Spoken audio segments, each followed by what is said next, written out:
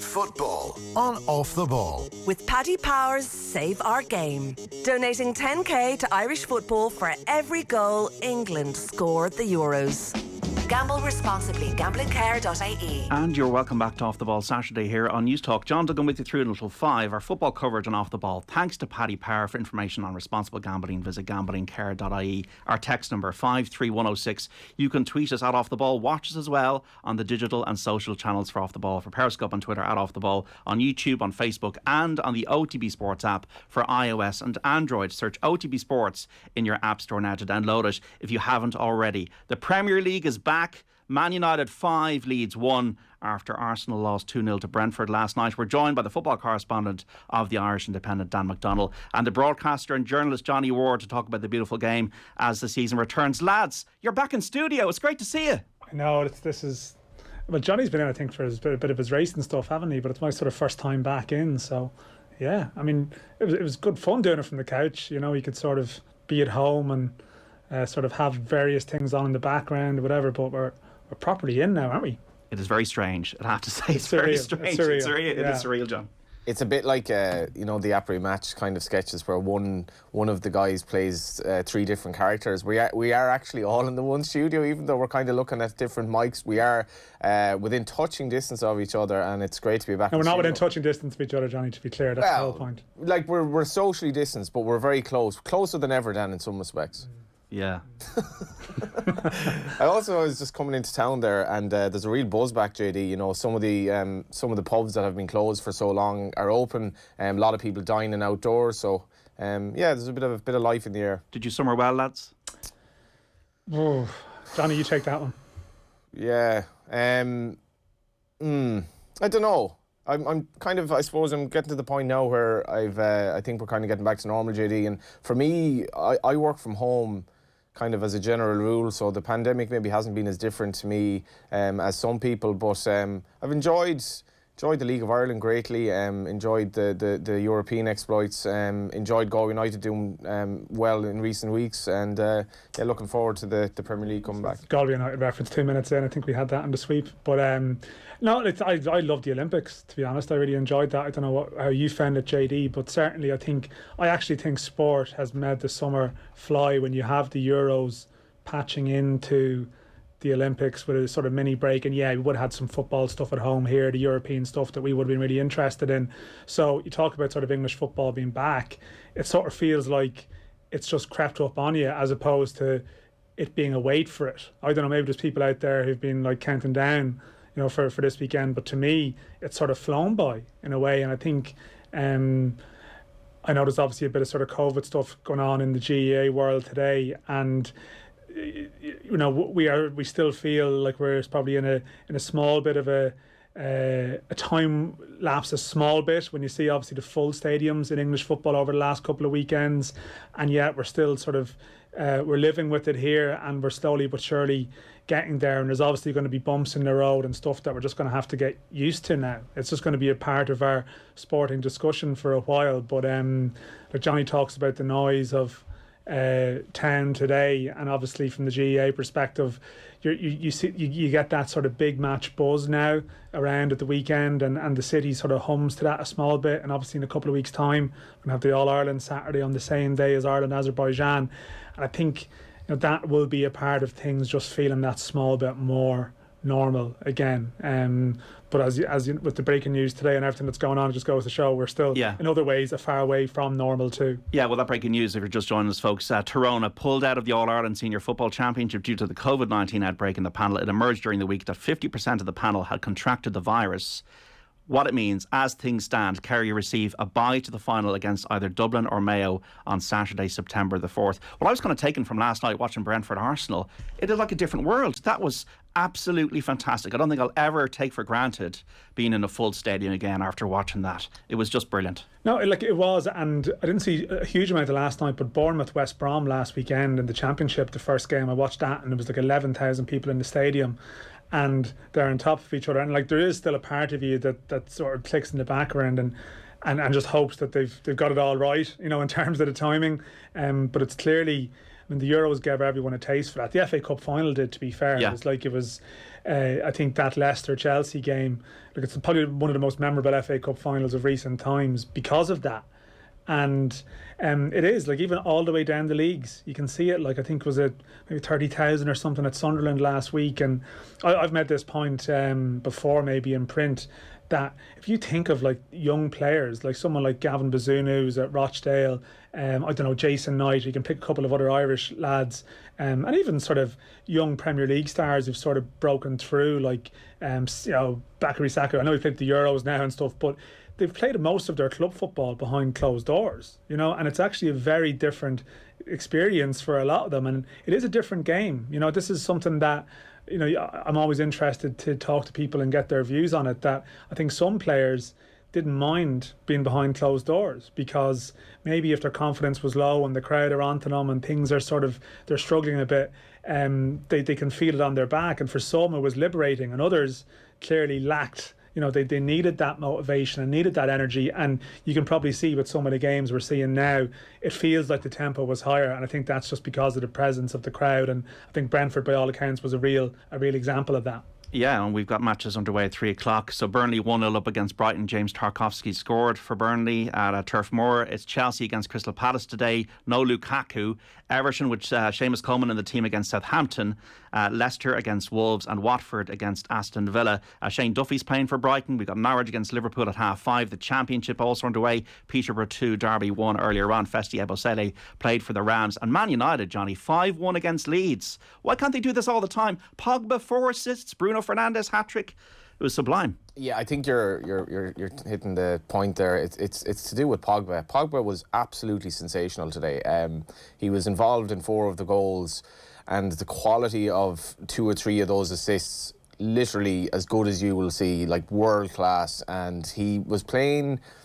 I remember when we were speaking about this during the Euros, JD, we were both extolling his performances, and I think we both agreed at one point he was sort of player of the tournament. Yeah. He certainly wasn't far off that anyway, but he carried that form into Old Trafford today. And there's still a lot of talk about Solskjaer obviously getting the contract extension, and is he the right man for the job? A lot of people still undecided. But I think we've a really fascinating Premier League campaign this year on the basis of that game today, because Manchester United were very, very good, and they played like Fred and McTominay sitting, with Pogba kind of in a more liberated central position. But his first assist for Bruno Fernandes, I could probably just watch that all day and not get bored of it, and it was amazing to watch. And then going from a situation where Manchester United were well in control at 1-0, Leeds get an unbelievable equaliser, and you're like, game on here, and the Leeds fans absolutely revelling in it. And remember, a lot of these Leeds fans obviously haven't seen Leeds in the Premier League, and all of a sudden the game was over within 5-10 minutes. Bruno Fernandes was very good, but Pogba was in a different level, I think, to everyone today. And anyone watching that, Man United fans will be like really excited watching it, but part of them will be saying, will Pogba repeat this week in, week out? Well, Varane was signed just before the game. It was paraded at Old Trafford in front of a capacity crowd. 4-year deal, just over £34 million. Sancho came on in the second half. There was a ball that Pogba played over the top to Greenwood, who skinned Luke Ayling and buried it in the corner of the net. And I'm just thinking to myself, if United can produce this week in, week out, I think Pogba has to be free. You have to kind of almost treat him as a luxury. But maybe with Pogba is his head hasn't been turned by anybody else because he can't go anywhere else. Maybe they'll have him more engaged at United. Yeah, and they have. Solskjaer struggled a bit with that, because I think he's even though he was obviously an attacker, I think he's a fairly conservative coach the way Manchester United play, and the 2 sitting midfielders would be kind of testament to that. But you can't have Pogba like in wide positions, or you have to, I think, like you say, give him the freedom. You talk about that pass, I mean, the weight on that, I don't think there was much margin for error with that pass. You've obviously a very pacey player he's playing the ball into, but he couldn't have played it better. And Manchester United fans, I think they've kind of limped along sort of since the Ferguson days in terms of the team hasn't often been that good to watch. Today they were sensational to watch, and I'm thinking if you look back at their performances at times against Man City last season when they had to sit in, pace is so important, JD, and they have massive pace in the break. Sancho coming in as well. I think, and we'll talk about predictions, but I think this is going to be a Premier League that's liberated from the shackles of how kind of boring it became behind closed doors, but a Premier League in which you really have 3, if not 4, potential candidates to win it. So Manchester United are one of them, right? So who's your if not 4, if you know what I mean? Chelsea and Liverpool. And Man City. Yeah, I'd like it. Okay, so Manchester United are on the cusp of coming in for you. That's basically your... On the basis of, like, I still think they're unlikely to win the league, but on the basis of today, and I think you'd agree, JD, they're contenders playing like that. Yeah, the only thing about them is against the top teams last season, the stat that I took out of the whole United analysis before the season was they only won 4 of their 14 games against the top 8. And also the game management of Solskjaer. They can't beat Villarreal in a Europa League final. Losing these cup semi-finals, you think at one moment, they beat Leeds 6-2 last season. They beat them 5-1 today. And you're thinking, when you look at that today, they can beat anybody. But can they do it consistently over 38 games of Premier League season is the only thing. Will Sancho and Varane be the missing pieces in the jigsaw? Yeah, I think the first game, there's always the temptation to overanalyse the first game of the season because it's been so long. And it's like you can imagine it sort of Leeds spiralling into some kind of crisis now off the back of it. And they won't. No, it can be unbelievably deceptive, like that first game and what it means. And what was interesting though, like from sort of reading some stuff and following some stuff, there was some suggestion that Solskjaer was going to look at abandoning the 2 sitting midfielders across the season, that playing McTominay and Fred, that actually he was going to look for something different, but he started that way today. And I sort of wonder, is it start as they mean to continue, or is it just purely because there's integrating. Sancho's just come to the club and they're maybe just taking their time before maybe easing in the new signings. Varane obviously wasn't done formally in time. So there is that sort of one. There's always that slight niggly feeling that you can go mad on the first weekend of the season and draw conclusions when really it's just some teams have had a better summer than others, perhaps, in a way. I mean, the Leeds one is interesting because Bielsa is so enigmatic, even about sort of signing his contract, and the suggestion was like they were doubting whether he'd taken even a day off during the summer. He'd been in there all the time, I think, doing some work on the training ground, getting the pitch in the training ground to the exact same spec as Ellen Road, and doing a lot of work, in that very meticulous sense. And yet you start on day one and you get turned over. And that's actually a test of sort of staying calm in that scenario, because all of a sudden it's panic stations when something like that happens. Yeah, I don't think there's anything to worry about with Leeds. Calvin Phillips was on the bench today. They finished the season very well last season, even though they ran more than any other team apart from the game against City when they were down to 10. They'll be exciting to watch. I think Leeds, they're a great addition to the Premier League. It's hard to come up after 16 years and finish, 9th as they did last season. I think they'll be fine. It's the old second season thing though, isn't it? Like that's always the slight fear. Like you have that sort of exhilarating run, and like their main players this year are pretty much their main players from last year. If you know what I mean, they're still sort of relying on those. And as you mentioned, like Phillips on the bench, he's been through sort of an experience, and that's always going to be a factor.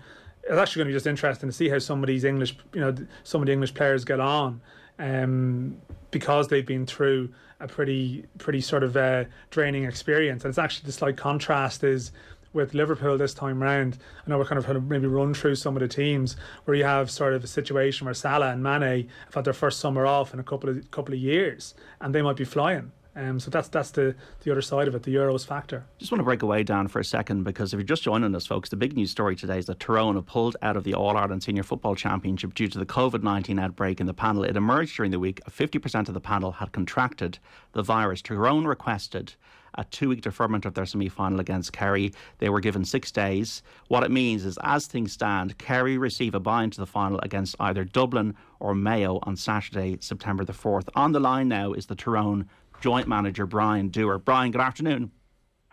Good afternoon, John. You must be gutted, Brian. We feel very sorry for you. It's a terrible situation, and look, the lads must be gutted. You must be gutted. No, everybody is very disappointed that had it come to this stage. But I suppose we knew this was coming, or this day might come. That's why we requested the extra bit of time from Croke Park, and we're hoping we'll get it, and hope we still get it. But unfortunately, as of today, we had to make a decision that, based on the medical evidence that we have, that we're not in a position to fulfill the fixture next weekend. Is this 100% the end for Tyrone in the Championship this season, Brian? Well, I suppose that's ultimately Croke Park's decision. That's not our decision as such. The decision we made today was the fact is that due to medical advice, and it's from fairly eminent people or an eminent person that gave us this report on the state of play of our panel, that we had to make this decision in the interest of player welfare, and I suppose that's where we are at the moment. We heard from Tom Parsons of the GPA during the week on OTB AM, Brian, that the outbreak in the squad was 50%. How severe has it been? How sick have the players been? Players have been. There have been a range of symptoms, some very severe and some less so, but in general, they've been all affected by it, which has greatly affected them. From a return to play point of view, they haven't been able to return to play the way we would normally expect them to. And we've had to take that into account. And probably this is the thing with COVID. We know all about the disease transmission, but we haven't really looked at getting athletes back to performing again. And that's probably one thing that this is highlighted is the lack of work done in this area. Yeah, the UK guidelines say there must be 17 days, Brian, after the end of isolation and then a return to athletic activity. You're in an impossible situation, really. Well, that's the situation we're in, and we have to do the right thing by our players. And players don't want to play football. Players don't want to turn up next Saturday and give their best. But you're putting them in a position where ultimately you're putting them into an environment that's not safe. And whenever you know that, you have to make the right decision. And that's why we made the decision we took today. Do you think if there was a week's grace, Brian, say to August 28th, you would be able to field a team and be competitive?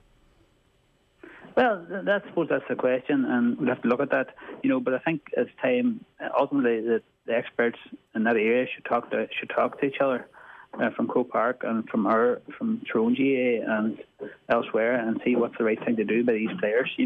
These players have done a hell of an effort this year in a very challenging environment, and it's disappointing that this has come to them, that we've taken away an opportunity from them to play in an Ireland semi-final. Are you asking the GA for anything in terms of the calendar, Brian, today? Well, we asked the GA, I suppose, a couple of weeks ago, or last week, as you know. We provided them with their evidence of the breakdown of the players and the way it was affecting them and their timelines, etc. That was already provided to the GA in advance of last weekend.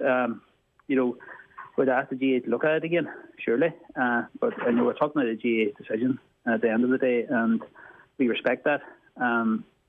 It's just we had to make this decision today from a player welfare point of view. And, I think, I suppose we didn't want to get to this place, but with the evidence that we have, we had to make it and do the right thing by the players. Could you say with any kind of certainty, Brian, that in 3 weeks' time that you'll be ready to go, and that you could give us a timeline when you think this panel will be ready to be competitive in what is the major competition of the Gaelic calendar? Sorry, John, could you say that again? I just missed that. Would you have any kind of feeling that, say, in 2 weeks' time or 3 weeks' time, you'd be able to field a team and be competitive in a match, just to put that proposal to the GA? I know you've already done it, but given you pulled out today, can you say with any kind of degree of certainty that you'd be able to field a team in 2 weeks or 3 weeks' time? Well, you're definitely in a better position. We have these boys starting to return to training now, and as part of the return to play protocol, they just won't be ready in time for next weekend. And because it's such a significant proportion of our panel, that's why we had to take the decision we had to take.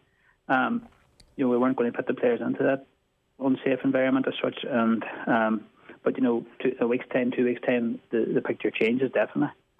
Do you understand that there's got to be a cut-off point at some stage? The GA have their calendar, they're the club championships, there could be further outbreaks. I suppose the GA themselves are not in an exactly easy position either. No, I understand the GA. It's not an easy position for anybody. It's not an easy position for us, for Kerry, or for any other team in the championship or any other team playing GA at the minute. It's a very fluid environment out there, and things are changing daily. And COVID's there; it's rife at the moment, and we're just dealing with the here and now as we see it, and that's all we can do. We can't forecast the future. All we can do is assure everybody we're doing the best we can within the controls that we have available to us to try to get this thing put to bed and get back on even keel again.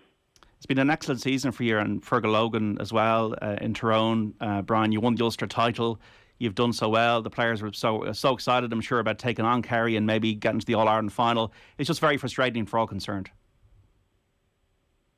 Oh, it's frustrating for everybody, and you have to remember it's frustrating for Kerry too, because they're preparing for this match equally, and we don't forget about that, and it's important not to forget about that. But no, it's very disappointing from the players' point of view. They've given a hell of an effort, as I said, against all the challenges they've faced, and every other team throughout the country is the same. And it's disappointing that it should finish this way if that's the way it does finish. Okay, Brian. Well, we appreciate your time, Brian Dooher, and we feel sorry for you, and we'll hopefully speak soon. But the news that Tyrone are out of the championship today. Thanks, Brian. Thank you, Brian Dooher. So much dignity, JD. Yeah, it's just a terrible situation. Like, it's only a sport, it's an amateur game, but it is just so frustrating for them that they've been found themselves in this situation. If people may look at inter-county players, particularly at the sort of elite level, like maybe Tyrone are at, and say, they're very privileged, but you sacrifice so much for your life, for the goal, an unlikely goal at that, to win an All-Ireland, and to come into a situation like this where, as much as they're heavy outsiders against Kerry, they have a chance, and they've new management this year, new ideas or whatever, and to come into this situation. And I think for Brian to speak about it upsetting Kerry's preparations and not really putting any pressure on the GAA either way, I think it's very laudable, and they've handled themselves really well in a pretty horrible situation in sporting terms. I think that's the problem though as well, that I think, was it Brian or you made the point, JD, that if you even wait a couple of weeks, there's nothing to say there won't be an outbreak in another camp, and then you have that issue of precedent. And I do have a small bit of sympathy for sporting bodies in dealing with COVID. Now, you have to sort of have a degree of consistency, and wasn't there a Sligo case last year, and that's where you make a rod for your back sometimes. But like we touched on the start of the show, I mean, it is something that it's almost entering this sort of injury vernacular now, that someone just gets taken out with COVID. We had it with Bowes during the week, missing one of their big players. But when it affects a whole team, which is logical, I guess, if you have a couple of cases, it leaves people, just the nature of GAA, where it's a knockout tournament. It's not like a sort of a league game in a sort of a 36 game campaign or whatever. It's as I said, it's almost unprecedented. So you sort of feel like there might be more left to run, but I don't have the expertise to say. Well, it's got to a very serious position that they've pulled out today. So all those kind of discussions around dates and all that, I think they all could have happened behind closed doors almost before you had to the situation today where they've actually pulled out. The listeners have been in touch about this, 53106. Hard to know what the answer is now. Tyrone have outmanoeuvred the GA here. Another week is no good if the players are as unwell as being said. No joy for anyone to see players a shadow of themselves being drubbed, says Rory. I don't feel Tyrone should get an extra week. It's unfortunate, but this was the terms of the last championship. Remember, Sligo didn't fulfil their game last year. As someone who has had club hurling games postponed due to international rules, pushing the championship would be disrespectful to club players, says Owen in Dublin. And I think Tyrone should have been given more time. Very unfair on them, says Mike and Claire. You want to give us your reaction, listeners, to this? Breaking news today that Tyrone are out of the football championship on obviously for player welfare grounds with the COVID issues in the camp. They've pulled out of that game against Kerry next Saturday. Dublin play Mayo in the first of the semi-finals at 6 o'clock this evening at Croke Park. We got a goal in the game between Everton and Southampton at Goodison Park. Shane Pennington's got the details. It's Everton 0, Southampton 1, and the Saints ahead courtesy of their summer signing Adam Armstrong. He got nearly 30 goals for Blackburn last season, and he's up and running in the Premier League. It was a terrible mistake though, courtesy of Michael Keane. He dallied on the ball around about 20 yards out. Kay Adams robbed him of possession, played in Armstrong one-on-one, and he smashed it into the top right-hand corner of the net. It's Everton 0, Southampton 1. Rafa Benitez, baptism of fire. Manchester United 5, Leeds 1 as a full-time. Bruno Fernandes hat-trick, Paul Pogba with 4 assists at Old Trafford. Burnley 1, Brighton 0. Tarkowski for Burnley. Chelsea 0, Crystal Palace 0. Everton, as you heard there, 1-0 down to Southampton. Leicester 0, Wolves 0. It is Watford, the new boys 1, Aston Villa 0. That is at Vicarage Road. Norwich and Liverpool kick off at 5:30. Also got games as well in the Championship today with Irish interest as always. Peterborough beating Derby by 2-1 earlier on. Goalless between Barnsley and Coventry. Goalless between Birmingham and Stoke. Goalless between Blackpool and Cardiff. It is Huddersfield 0, Fulham 1, Hull 0, QPR 1. Has there been a goal? There has been a goal at Chelsea, yeah. It's a Marcus Alonso free kick. We've seen him do it before. It's a sort of a free kick, sort of 20 yards from goal, left foot, sets up from, leaves the keeper planted on his feet, top corner. Great effort. They're actually Chelsea. It's sort of there's been a bit of a discussion around Chelsea, how they would cope in these type of games where you're playing against a very defensive side. I think it's something they struggled with last year.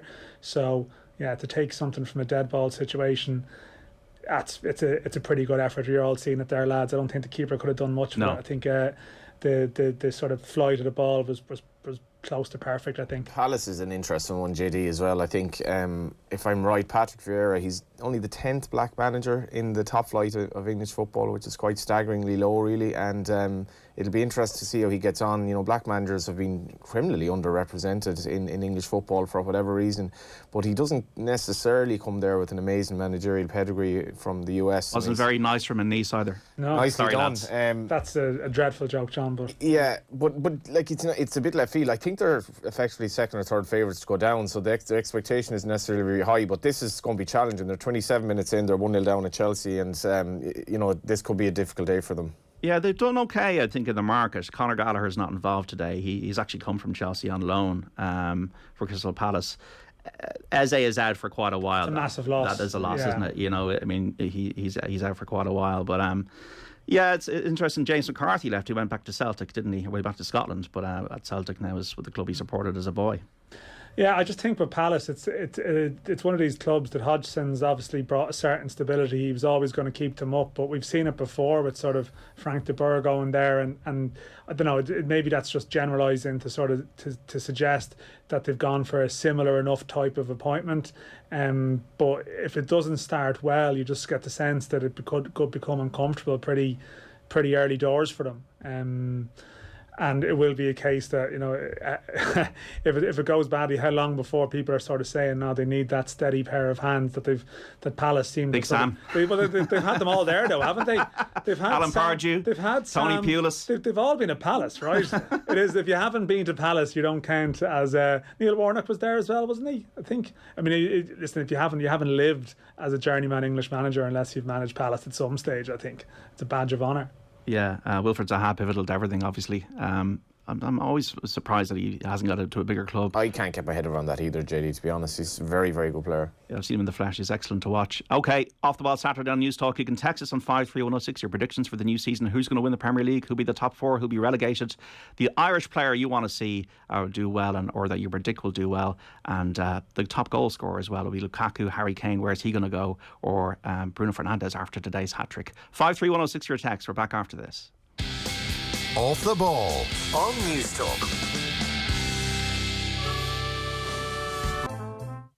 Football on Off the Ball. With Paddy Power's Save Our Game. Is your bookie giving you jack? Then you haven't tried Paddy Power. Gamble responsibly. Gamblingcare.ie. And you're welcome back to Off the Ball Saturday on News Talk. John Duggan with you through until 5. We're joined with the football correspondent of the Irish Independent, Dan McDonnell, and the broadcaster and journalist Johnny Ward to talk about the beautiful game as the Premier League season returns. Football and Off the Ball. Thanks to Paddy Power. For information on responsible gambling, visit gamblingcare.ie. You can text us 53106. Tweet us at Off the Ball. We're streaming live as well. You can watch us on the Off the Ball social channels for Periscope on Twitter at Off the Ball, on YouTube, Facebook, and on the OTB Sports app for iOS and Android. Search OTB Sports in your app store now. Manchester City, lads, would you, Dan, see them as favourites to win the title again? Yeah, I think so, but I do. I give Chelsea a bit of a chance, actually. As in, like, City are completely the right favourites. They should be the favourites. Not that everything in a sort of a betting context, but like you'd assume betting was they should be the favourites. You know, it's the complete logical step. Albeit the Harry Kane thing is something that probably needs to be resolved. And Aguero's obviously gone, so. It would appear that their strategy is built around sort of getting Kane very much. The one little feeling is, City still have the tendency to be a bit season off, season on, and they have this sort of massive Champions League focus, which clearly is going to be still eating up Pep, the manner in which they lost it last year. That sort of suggestion his overthinking was a part of that. And if it is a more competitive season, this season, in the sense that I'm not saying it was easy for them last year, because actually up until Christmas it was congested enough, and then they sort of they sort of blew everyone away. And clearly the depth of their squad is something else. But if it is a bit more competitive this year, you just wonder. Like it's not to me a foregone conclusion. Clearly, if to get Kane, you are getting guaranteed goals, and it's sort of it is sort of ticking a box that they still need to tick. But they're the right favourites. But I actually think Chelsea have a real chance of pushing them pretty close. That's my personal opinion. But Grealish is going to be fascinating to see how he adjusts, how many games he plays in terms of the rotations and stuff that they do, and even just the where does Sterling stand? So important to England and not to City last year. So there's a lot of little fascinating talking points and angles with them. But they're the right favourites, but they're not necessarily like the safest conveyance. It's not like rock solid, reliable City. That hasn't necessarily been the story of them in recent times. Yeah, they've won 3 of the last 4 Premier League titles, but as you say, they were way behind Liverpool a couple of years ago, won the Premier League by 12 points. I've never seen a team with so many attacking midfielders, but without a recognised. Well, I know Gabriel Jesus is, but like I'm talking about like the very top players, A-list players like Sterling, Foden, De Bruyne, Mahrez, Grealish, Bernardo Silva. Oh, yeah. It's just absolutely ridiculous in those positions. He's kind of gone halfway towards playing a team that doesn't really have or doesn't need a striker, and it'll be interesting to see how that evolves, because I think the thing with Pep is he does react to situations. And you remember last season, was it in December, they were like 8 points behind Liverpool at one stage after Liverpool beat Palace 7-0, and City sort of changed the way they played towards the second half of the season, and they went on that unbelievable run where Gundogan in particular was amazingly good. And I think the one thing about last season was De Bruyne wasn't fit for quite a good bit of it, and he's going to be coming back in and obviously ruling the roost. I think Grealish is a phenomenal footballer. I think he's going to make them even better to watch. But the evolution of that team, as you say, JD, with this scatter of attacking players and without necessarily relying on a striker. If Kane were to go there, which I kind of think he probably will, I think they'll win the league. But I'd be with Dan. I think it's maybe a bit more open race than the betting suggests. I think the winners always write the history with this stuff. I mean, I think the theory about City last year was that they actually monitored. I think last year there was a couple of factors. It was off that really short season with the sort of the COVID, the quick turnover from August to like whenever the season started, and clearly fatigue was an issue with some clubs. And that City, the suggestion was, even in terms of their training loads and how they timed it all around sort of peaking, around Christmas, and so it proved. Whereas maybe other clubs struggled in that regard. But it is like, in one hand I'm sort of thinking, I'm not so sure about City, and then you start naming all these players, I'm like, oh yeah, like maybe it is a foregone thing. But I just think Chelsea are the one that can really give them. If Chelsea can be more consistent in terms of beating the lesser teams, we've seen in the one-off games with Chelsea and City, they have a way of getting it done, and that's where you think the challenge may come from. I mean, there might be a shout for Liverpool from other people, but for me, I think it's Chelsea the one that can pose them the most problems. And even just that, the Tuchel Guardiola angle, just the hangover from the Champions League final, is there one? And that's just the one little question mark you would have, even in terms of players and how they all feel about how that, because that must have just sent them off. It's a league-winning season, but it must have sent them all off feeling miserable. They've got another one, 2-0, Chelsea, Pulisic against Crystal Palace at Stamford Bridge in the Premier League. I don't necessarily think that beating the bad teams is going to be as much of a problem for them, Dan.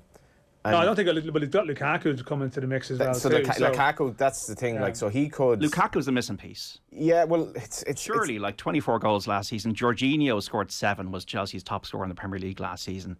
The service he's going to get, and he's not just a one-trick pony. He's brought other aspects into his game. This is the reason why I think Chelsea can win the title. I think you're absolutely right there. I think he's probably coming back a better player than the one that left. I thought at times he was a bit one-dimensional and a bit of a flat-track bully, but he's developed into a really, really good player.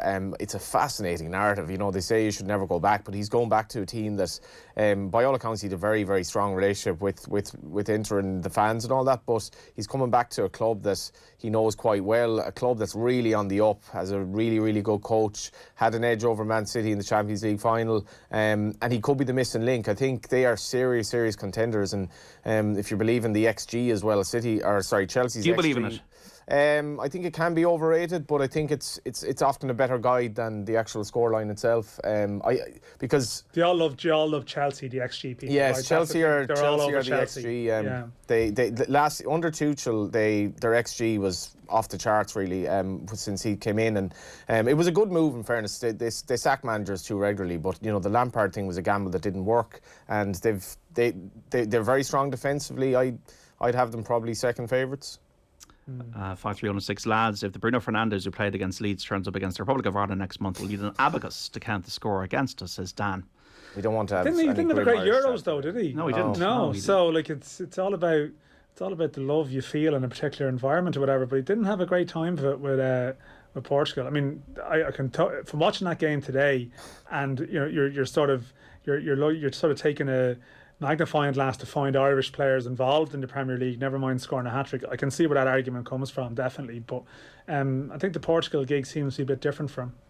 Ollie said in an interview with Rio and BT, Pogba's been given a free licence to go where he wants and get on the ball, says Theo in Dublin.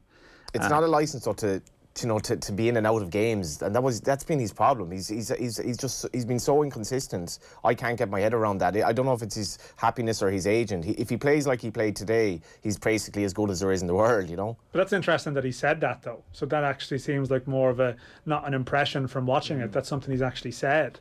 You couldn't watch Pogba in the Euros and not sort of think what could be. You know, I mean, he was like. Probably better. You know, they went out early, but he was on course to being the best midfielder in that tournament in terms of when he was good and how good he was on his better days. So it would be nice to go through a season without talking about Pogba that much. You know, as in, is he going to go? That whole constant saga around Pogba that lingers. That actually, if you could just go back to appreciating him as a footballer, I think we'd all be better, because it's sort of it's the most repetitive discussion. Pogba always analysing his state of mind and what it all means and his dynamics with the manager, whereas actually a season talking about Pogba the footballer, I think, would be something we could all get on board with. Ismail Assar scored Watford 2, Aston Villa 0. Is Leicester 1, Wolves 0? So the Foxes have broken the deadlock at the King Power Stadium through Jamie Vardy. Who else? What about Villa without Grealish though? I mean, Danny Ings signed. But you have a player who was so integral to everything you did. You know, no matter how good your players are, when you have that type of go-to player, when he was the most fouled player, you know, you actually, the criticism of Grealish would be he would try and do too much sometimes for Villa. He'd be getting involved everywhere. But you'd think even for the players around him, they get used to that crutch, you know, to Grealish being there to sort of get them out of a spot at times. So I just think that's a little, for all that they've recruited well, you sort of forget. I mean, their form when he wasn't, you know, involved, or when he was sort of unavailable for times, it wasn't always great. So listen, again, I'm going to end the road of overanalyzing the first day too much, but I'm sure it's a point that'll be raised today. And on the first day, Man United 5, Leeds 1 as a full time. Latest scores: Burnley 1, Brighton 0, Chelsea 2, Palace 0, Everton 0, Southampton 1, Leicester 1, Wolves 0, and Watford 2, Aston Villa 0. Liverpool lads, they've got the defenders back, which is great, but have they done enough in terms of the attacking positions and maybe in the transfer market? Only Konate aside. Well, Klopp's been quite prudent, in fairness, and he hasn't been able to, whether he wanted to or not, you know, he hasn't had the resources that the other clubs have had to spend. You're kind of wondering, will Van Dijk be the player he was? It was a serious injury. He's in his 30s now, and I think an awful lot rests on that. But Dan hit a really crucial point earlier. Like, Mane was gone at the game last year. He was clearly tired. He just needed a break. He was nowhere near the player he was. And he and Salah have had, I think for the first time maybe since 2017, they've had a summer off. And I think that's going to be a factor for some players who've been involved in the Euros, that with the whole COVID situation going into the season as well, a lot of players haven't really had a proper break. Liverpool badly looked like they needed a break. They've had their off-season break. Thiago, I think, JD as well, he hasn't really gotten going for Liverpool. This is a big season for him. By all accounts, Naby Keita's doing very well in pre-season. But an awful lot, I think, is going to rest on how good Van Dijk is. The thing is, though, Salah and Mane are going away in January. Now, I know that's for the African Cup of Nations. Now, they might, you know, the countries could get knocked out early. It might only be 4 games, so maybe, you know, that could maybe overanalyzed. You know, someone could get COVID and be gone for almost as long. So that is a factor that you have to throw into it. I think with Liverpool, there's an element of getting the band back together. There is a sense of like the Beatles. Yeah, it is like you're looking at the pillars of the title-winning team from 2 years ago. Still, I mean, you mentioned Konate is coming in, is trying to fill a gap there, and you are looking for one or two. Is it a big season maybe for Thiago as well, and how he sort of gets on in this environment now. But I think it is a sense of like the thing about last year about Liverpool, it always seemed to be the debate. Well, was it the Van Dijk injury that killed them, or was it just that this team has had a brilliant run, a brilliant cycle, but a demanding cycle, and that maybe it's just got to the stage where that magic isn't there now. That could be absolute garbage, and Van Dijk comes back now, and the lads we mentioned got a bit of a rest, and they're not they're not wrecked, and they are the Liverpool team that that won the league 2 years ago, and that's the sort of, that to me is the Liverpool equation this year. They haven't, as you said, they haven't gone over mad in recruiting. Maybe there's stuff to do in the next couple of weeks still. But I think that is a sense of, is their best from 2 years ago? Are they good enough? Are they all good enough and hungry enough now to deliver again? Salah, I think he can't go anywhere again. A bit like Pogba, can't go anywhere. Real, Barcelona, it's not going to happen. PSG is not going to happen. 22 goals last season, 95 goals in the last 4 seasons. He'll deliver, I would expect. Will the other lads, Firmino, Mane, deliver? Johnny, you made a good point about Mane. Have they got the central midfielders? The thing about last season was Fabinho, Henderson was always, they were going back into central defence at times, Yeah, I mean, it was hard. Anfield, I think, is a huge thing. With Liverpool. Absolutely. Their home form collapsed effectively. And crowd at Anfield. Yeah, it was one of the most, one of the most reaffirming things about football, in terms of, we obviously had the fans and their role in the Super League, but it's almost proven beyond any doubt now that home advantage is down to fans and very little else, because home advantage became an irrelevance. Liverpool really suffered in that regard.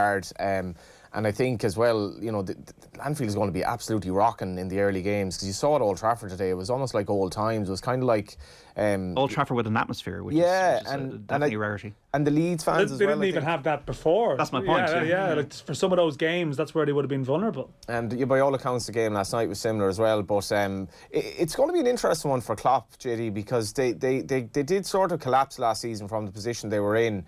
And is this Liverpool team evolving enough to stay relevant in the title race? Because they have some questions to answer. I think it's a lot deeper. And remember, last season, as good as City were, they weren't really challenged, whereas this season they will be. Half times in the Premier League: Chelsea 2, Crystal Palace 0, Burnley 1, Brighton 0, Everton 0, Southampton 1, Leicester 1, Wolves 0, and Watford 2, Aston Villa 0. Text in here for Football Saturday on 53106. There's a lot of talk of Chelsea mounting a challenge this year, but in comparison to the other 3 teams, they've got the weakest first 11.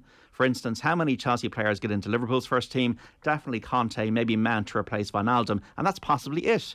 Lukaku is not a Klopp centre forward, says John in Inchicore. And hi lads, Arteta's got to go. Clueless. Chelsea have made the right approach. Sack the manager when it's not working, says Sean. He's under pressure, lads. They got Chelsea and Man City in their next 2 games, Arsenal. Yeah. I mean, but Lukaku not being a Klopp centre forward, I mean, that's the point. It's 2 different teams, 2 different styles. It's I don't know. I think that's maybe a bit harsh on some of the Chelsea players, I would have thought. I don't think Liverpool would mind having Lukaku. Yeah, they'd probably take him, I'd say, yeah. But I mean, it's just, I mean, the whole thing about Chelsea under Tuchel is even how they've tightened up defensively, and they've as Johnny alluded to earlier, they've sort of solved some issues that appeared to be there. Like under Lampard, the feeling was they couldn't defend. That was the line about Chelsea. They just can't do it, and they can now. So I think that's why they look more like a league-winning team. But then again, I mean, it must be said, I mean, what is the shelf life of a Chelsea manager before things get a bit mad? I think he might get through this season. So, this season will be perfect. That'll be around 18 months. That's then things generally tend to go a bit sort of south. But that'll be a good solid 18-month window right before it all goes about Chelsea on him. Arteta is under pressure. No leaders at Arsenal. They haven't had leaders for years. So that's the biggest thing I always take out of an Arsenal team: strength of character. Aubameyang only scored 10 goals last season. Wasn't involved last night. Defensively, they were. I know they got Ben White in, and it'll take them a while to get into the groove, but shaky for me. Arsenal's just the same discussion on loop every season, though, isn't it? Same as Spurs, really. Well, there is an element of that, though. Arsenal are becoming Spursy. Well, Spurs are a lot more fascinating because this could go one of two ways, obviously. Arsenal, you can fairly safely say they're not going to be involved in the title race. They probably struggle to get into the top four. Spurs is so reliant on what happens with Kane and obviously the new coach coming in. I don't know what your thoughts are, JD, but they still have extremely good players if we were to click. Well, they've signed one of the best centre-halves out there, Christian Romero.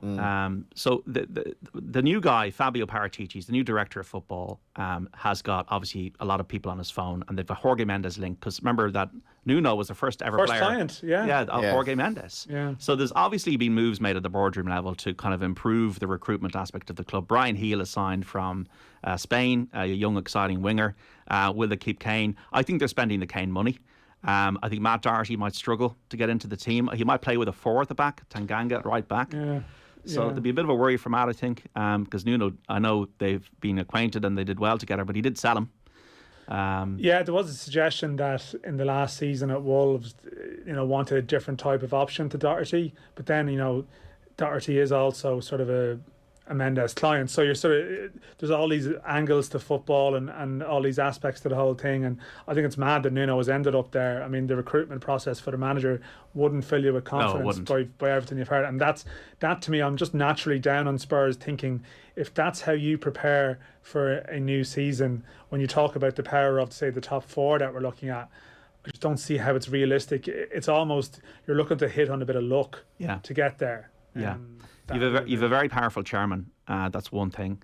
You don't have Champions League football, so like a manager like Conte, another strong character, is not going to go to Antonio Conte, go to Spurs. Oliver Skipp is a player that I think will do well. He played very well for Norwich in the Championship last season. He's maturing into midfield, so I think they're between 5th and 7th is the way I would see Spurs. But listeners out there, what do you think? 53106. Just to go through the Championship scores just before the break. Peterborough 2, Derby 1 is a full time from earlier. Half-time scores: Barnsley 1, Coventry 0, Birmingham 0, Stoke 0, Blackpool 0, Cardiff 0, Huddersfield 1, Fulham 3 is a half-time. It is Hull 0, QPR 1, Middlesbrough 1, Bristol City 0, Millwall 0, Blackburn Rovers 0. It is Nottingham Forest 0, Bournemouth 1, Reading 1, Preston 0, and West Brom 2, Luton 0.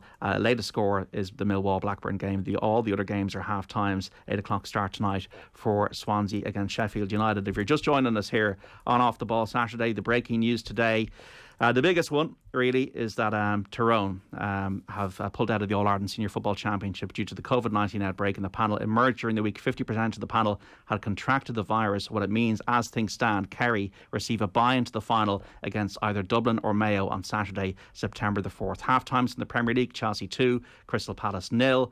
It is Everton 0, Southampton 1, Burnley 1, Brighton 0, Leicester 1, Wolves 0, and Watford 2, Aston Villa 0. Earlier on, Man United beat Leeds by 5-1. Liverpool, who we've just been talking about, kick off against Norwich at Carrow Road at 5:30. Dan McDonnell, Johnny Ward and myself, John Duggan, will speak more about football between 4 and 5 here on Off the Ball Saturday on News Talk. We're back after the news. Don't go away.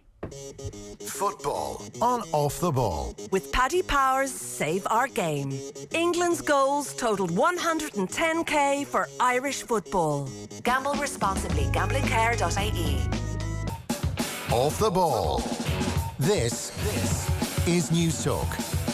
And you're welcome back to Off the Ball Saturday here on News Talk. The football season's back, and we're joined by the football correspondent of the Irish Independent, Dan McDonnell, and the broadcaster and journalist Johnny Ward to talk about the beautiful game, football and off the ball. Thanks to Paddy Power. For information on responsible gambling, visit gamblingcare.ie. You can text us 53106, tweet us at Off the Ball. We're streaming the conversation as well. You can watch us on the digital and social channels for Off the Ball, for Periscope and Twitter at Off the Ball, YouTube, Facebook, and on the OTB Sports app for iOS and Android. Search OTB Sports in your app store now. Just let you know the scores in the Premier League on this opening weekend. Earlier on, Man United thumped Leeds 5-1. A Bruno Fernandes hat-trick and 4 assists by Paul Pogba. Burnley 1, Brighton 0 is the latest. Chelsea 2, Crystal Palace 0. Everton 0, Southampton 1. It is Leicester 1, Wolves 0. Watford 2, Aston Villa 0. And Norwich and Liverpool kick off at 5:30. So Dan and Johnny, predictions for the season, because we'll play this back next May, and we'll obviously, make a show of ourselves, or go to the bookmakers and collect a huge amount of money responsibly. Dan, your champions are? Listen, it's so easy to go over City. I'm going to go for Chelsea. We've spoken about it in the first hour, so I'm not going to sort of repeat my points. But I just think Chelsea maybe. I just have this feeling they could go very close. So I'm going to go Chelsea. and then my top 4 in order would be Manchester City, then Liverpool, then Manchester United. I'm desperate to put Leicester in the top 4, and I think they're real contenders. I don't think it's 4 and then the rest. I genuinely think that Leicester, they've managed to hold on to their better players. They've been consistent in the last couple of seasons. I don't see any reason why they should suddenly become very inconsistent. So, but that is the top 4 I'm going for, with Leicester a close 5th. Okay, I'm going to go for Chelsea to win. Agreement with you, Dan. I think Lukaku's going to be the big difference in that regard. I'm going for Man City, a close second, but if Kane signs for City, then you could easily see that flipping. Oh, you're covering yourself at every angle there, Yeah, John, absolutely. I always do that anyway. So Chelsea to win it, and actually was thinking about, like, they were good. They were a good price to do so. Man City second. We have, I think, Man United will be third and Liverpool fourth. I don't think Liverpool have strengthened enough. So that's my champions in top 4. Johnny, what do you think? This is like an episode of Countdown here, where I have to show you that I picked the same word independently. I was never good on. I was good on the numbers. I was never good on the conundrum. I was desperate on the conundrum. Dreadful on the numbers. Really bad in the numbers. Reasonably okay on the. I think I might have gotten a 6 once, but anyway. I completely agree with you, JD. I think I'm going to go with Chelsea. I know, like, if you want to talk, I don't want to really be talking about betting. So we're all going for Chelsea. They're 5-1 or something. Someone's like that. going to be wrong. I mean, surely. Chelsea, Man City. We'll all be wrong in beautiful glory. Yeah. Are you Countdown man, Dan? Oh yeah, would have watched Countdown alright. Yeah, I mean, definitely. I think I got a 7 once. I just have to get one up on Johnny and that. The numbers, if it was 75 thrown in, it'd be a bit difficult, 50. I can never get the conundrum. I was desperate on that. I'm good at the conundrum actually, but like so bad at maths that it was actually depressing. It was like I used to be good at maths in school, I thought, and like I can never ever get it. That theme tune is just, you just think of Countdown, the first thing you think of is that clock and that theme tune. I remember the guy, Karl Vorderman, put in Y on the board and he said, because I said so. And Jenny Corcoran, of course, League of Ireland striker Jenny Corcoran was on Countdown 2 years ago, which was the most out of nowhere. It's like, is that actually Jenny Corcoran, who, to be fair, good League of Ireland player, but probably would have maybe been around the clubs, would fit the description of like journeyman striker. Don't really know very much about some of these characters, and it turns out he was a complete Countdown nerd who ended up all the way on the show. There you go. My friend Brendan Duke was on it twice, which is like sounds like one of these kind of rogue leaders been getting elected twice in some poor country, but he frequently how do you get on Countdown? How would you equate those two exactly? Because you shouldn't get a second term, but he obviously got back on. A rogue leader would have just stayed on even if they'd lost, John. Yeah, he would have managed the winner stays on thing like perfectly. It's not a great analogy, but he tells me that like he meets up with fellow Countdown, like, I don't know what you want to call them, aficionados around Ireland or is that too long for these weekends away where you literally play Countdown with people in like Waterford or whatever. So if definitely is shades of the two Millhouses meeting each other in The Simpsons that time at that. It's all coming up Millhouse for Dukey anyway. But you've been back in the studio and socially distant, lads, is definitely had its benefits already with the Countdown discussion. 53106. We have, you seem to be writing off Liverpool, lads, says Brendan in Dublin 24, a Spurs fan. They won 8 of their last 10 games last season. Any hope for Spurs to have a successful season, or is Levy still the millstone holding them back? My view as a Spurs fan, great businessman, brilliant stadium, not so sure about the football side, haven't won a trophy since 1999. Oh, they won the League Cup in 2008, sorry. Keane's trophy, wasn't it? That was Robbie right, Keane's. Jonathan Woodgate against Chelsea in the final. A lot of chat about Lukaku coming in. He could barely get out of his own way at United. He had a good season with Inter last year, but how good is the Italian league, says John in Dublin. So I think a little bit unfair. I think that's a bit like that's a small bit along the lines of was the Sean Wright Phillips saying that Ben White is going to do better than Raphael Varane, because he knows the Premier League. I think that's a bit. I think Lukaku will be okay. I think he'll be all right. Relegation wise, who's going down, Dan?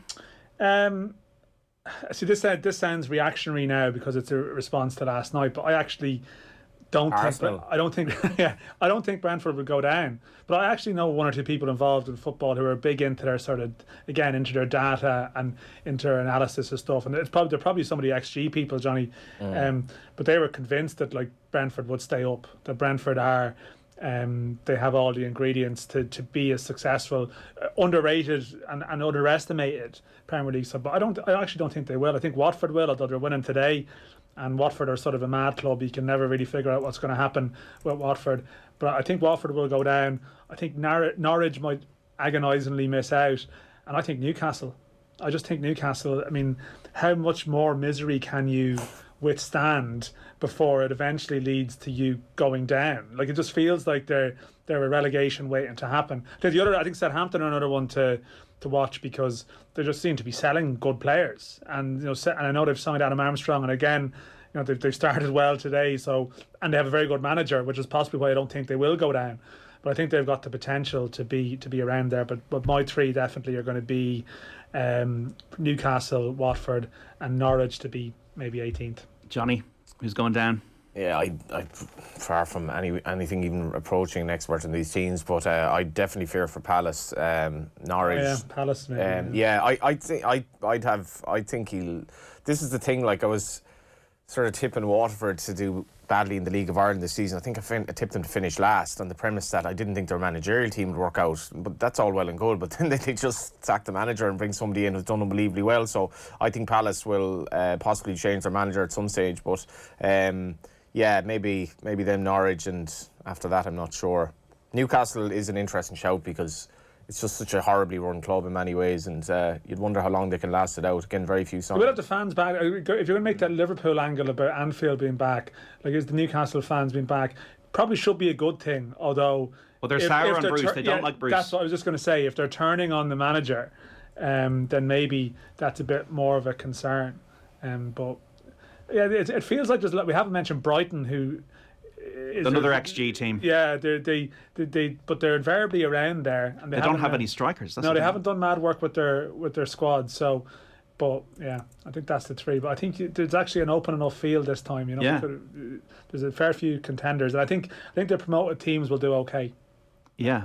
I've gone for Watford. I just don't know about the squad, although they're winning today. So there you go with that prediction. I think Burnley are going to go down. I think they've reached the end of the road. They haven't once again done much in the transfer market, although we'll talk about it in a moment. They have got Nathan Collins in.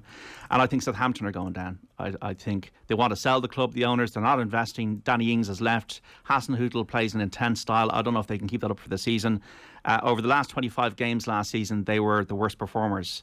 So Southampton would be a club I think would worry about. But even Wolves could get dragged into this. We don't know how it's going to go with Bruno Lage.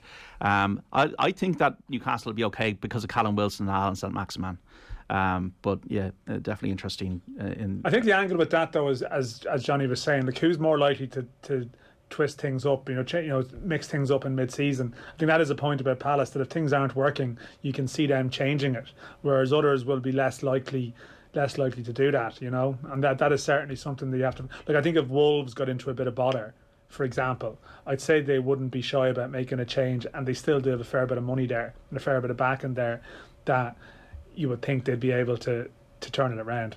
53106. Hi lads, couple of things. Hilarious how the Old Trafford atmosphere is a running joke, yet the myth of the Anfield one still exists. Why are the guys so dismissive of United? Surely Varane and Sancho fill major gaps, and a fully firing Bruno could be the catalyst. Much better squad now. Leave the ABU rubbish to Damien Delaney, says David in Cork. Now Damien will be back on the show in a few weeks' time to give his report. He hates them, doesn't he? Yeah, he has a big folder at home with Manchester United agenda that he just carries around with him, I think, doesn't he? Or maybe not. The Anfield one is interesting though, JD, because now the irony of me talking about this, considering I'm exactly the problem in that I've been a day tripper to games, and there are, like, being at a Liverpool game is almost like being at an Ireland game. There's just so many Irish people there, so many people not from Liverpool at the game. It's a truly global club.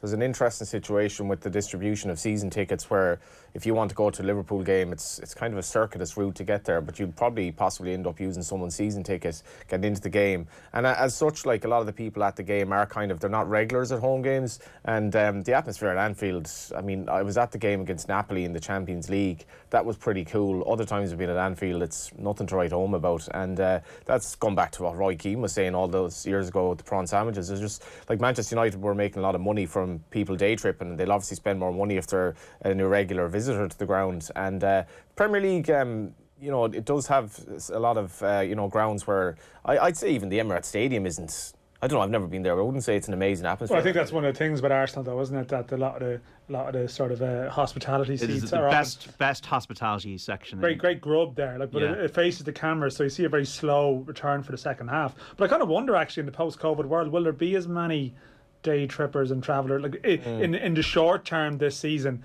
Will it be going more back to the regulars, like the old school regulars. And also, yeah, maybe though there is that sort of sense of enthusiasm after so long away from the stadiums, that maybe some places it's like a reboot for their atmosphere. It's sort of remind people what they've really missed or something like that. It is Dublin's ladies 1-8, Mayo 2-1 in the football semi-final at Croke Park. That threw in at 3:45. We've got the men's semi-final at 6 o'clock. If you've just joining us, you don't know, Tyrone have pulled out of next Saturday's game against Kerry due to the COVID issues within their squad. Richarlison has equalised for Everton. Everton won, Southampton won in the Premier League on the opening weekend at Goodison Park. Seamus Coleman starting for Everton today. Burnley 1, Brighton 0. Shane Duffy in the Brighton team. It is Chelsea 2, Crystal Palace 0, with Alonso and Pulisic scoring for the pensioners. Leicester leading Wolves, Jamie Vardy 1-0. It is Watford 2, Aston Villa 0. And in the Championship, we'll go through the scores there as well. In England, Peterborough beating Derby County by 2-1 earlier on.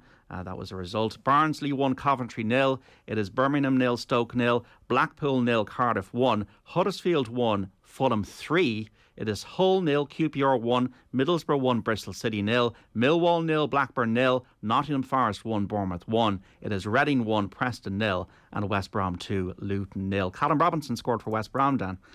Yeah, he scored the first game of the season as well. The game against Bournemouth we referenced last week, with Darragh O'Shea also involved. Chelsea have just gone 3-0 up here, by the way, so it looks like a pretty good goal by the celebration. But yeah, we're thin on, like, we have a section here for discussing Irish players to look out for, but that's going to take about half a minute. They're sort of thin on the ground in terms of the Premier League stuff anyway.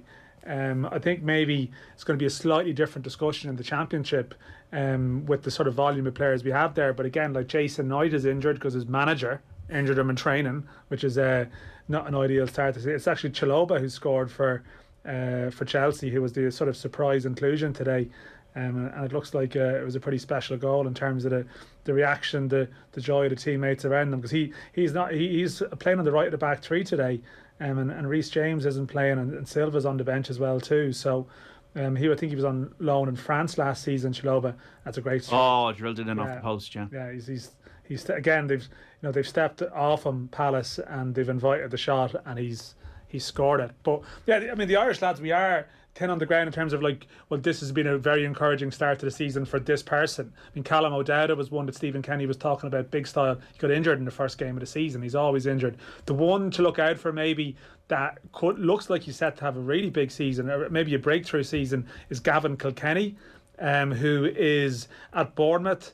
And Bournemouth, for a couple of reasons in pre-season. Mark Travers had started the first two games because they had an issue, and Begovic went, and they couldn't bring in a new keeper because of COVID. And then, Travers is getting a chance. But Scott Parker has come in, and he's looked at Gavin Kilkenny, who, strangely, look, when I saw him play for the 21s, he would have been maybe a sort of in Stephen Kenny's front four, almost on the right of the front four.